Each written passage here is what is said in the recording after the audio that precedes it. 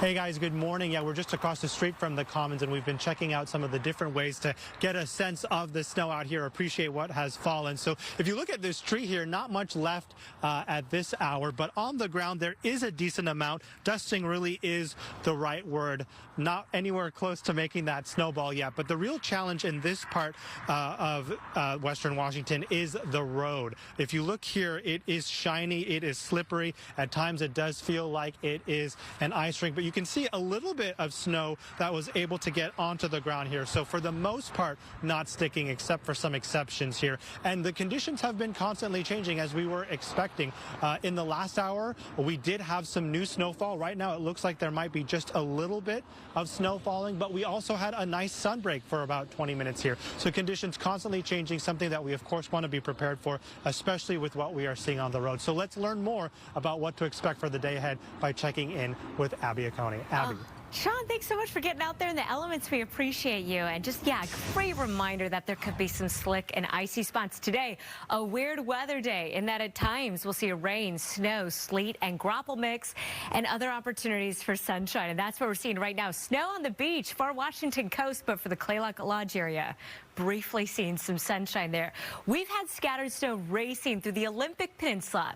Kitsap Peninsula, Hood Canal. Take a look at these watchdog camera shots from earlier this morning over in Olympia near Aberdeen, Grenville Bay, Central Coast, and Grays Harbor. Also some winter white and low-hanging clouds. Snowflakes flying right now in the Seattle metro area, under an inch of snow accumulations there. And any of the minor accumulations we see today, we're going to get melting during the daytime and then refreezing later on tonight. Isolated snow showers tomorrow and throughout the day on Monday. So yes, we're just getting that activity started here for the greater Seattle area, across the South Sound too. We'll talk much more about who has the best possibility for accumulating snow, but for now I'll throw it back over to you. Thank you, Abby. And this morning, some areas seeing some snow throughout the region, as Abby mentioned. We want to show you, though, this is a dusting out of Kent. Yeah, and then in Puyallup, they are also seeing a little bit of snow, even some ice out there, too. In Tacoma, street operation crews are preparing for those winter conditions. The city has 13 plows, 3 de-icing trucks, and 2 pickup trucks that started working yesterday and plan to keep going all the way through this storm. The city also reminding everybody that they plow and de-ice primary streets first, then secondary routes, and they do work on residential streets.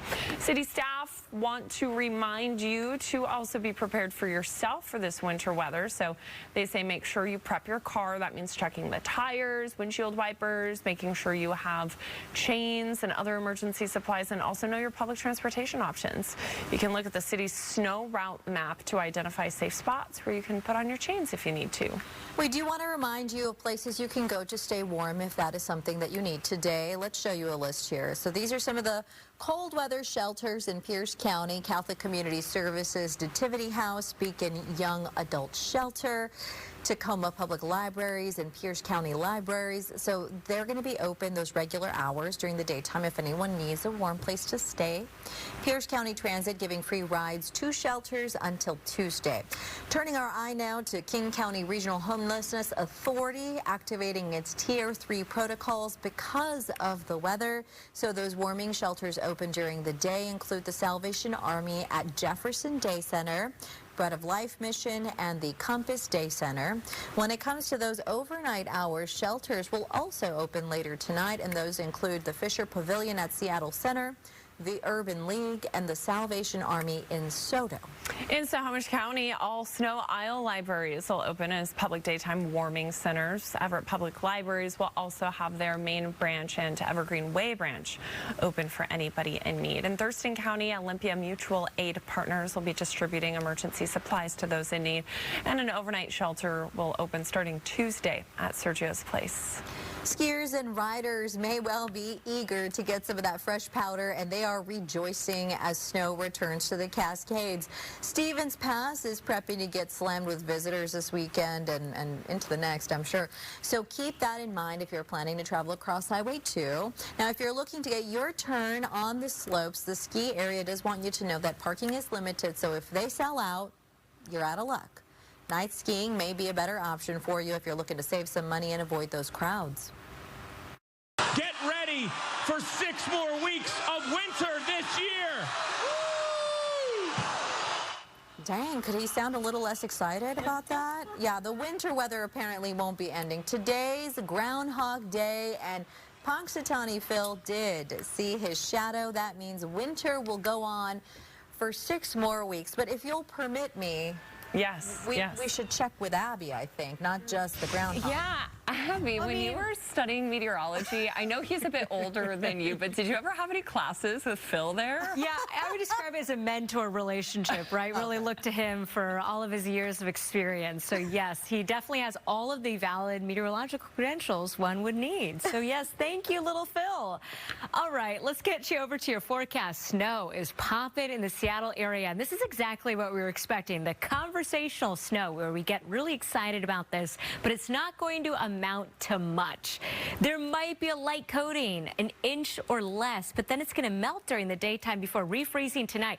Honestly, today it's going to be so on and off in nature. Things are going to be switching back and forth, so a reminder to stick with us. If you don't like the weather, just wait 5 minutes.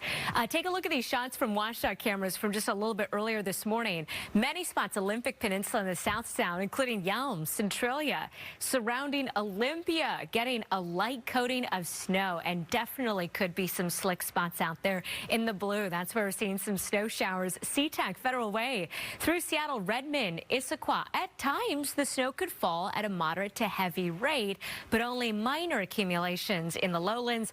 Olympia, you're seeing some snow north of Yelm, too. Very difficult, challenging forecast just because it's really hit or miss, feast or famine. Snow for our friends just north of Mount Vernon. So today, like yesterday, on and off again, mixed showers. There will be times of rain, snow, sleet, graupel, small hail, mixed precipitation types between showers, sun breaks, and maybe isolated lightning strikes. Minor accumulations for some, primarily outside of Everett and Seattle. Those spots will see much less.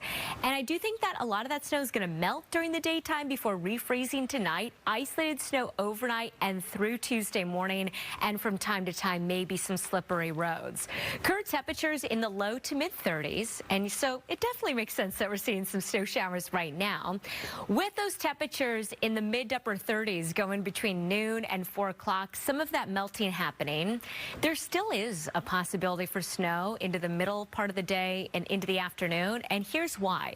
If showers are coming down at a heavy rate, it can locally cool the atmosphere to briefly drag down those snow levels to the surface. So yes, highs in the mid to upper 30s, but on and off again, rain snow mix the potential going into the afternoon. So yes, 38 is what we are expecting, and very frigid temperatures as well. Take a look at the blue colors here. Bellingham, Friday Harbor, you've got a cold weather advisory going into effect tonight through Wednesday. Some really rough wind chills there over the next couple of days. And then watching the purple, we're talking about Mount Vernon, East King, Snohomish counties, Tacoma, South Sound, and the coast. All of the purple areas here have the best chance for accumulating snow, in general 1 to 4 inches, with locally higher totals. So I'm going to talk much more about that at a granular neighborhood by neighborhood level. But for now, I'll throw it over to you.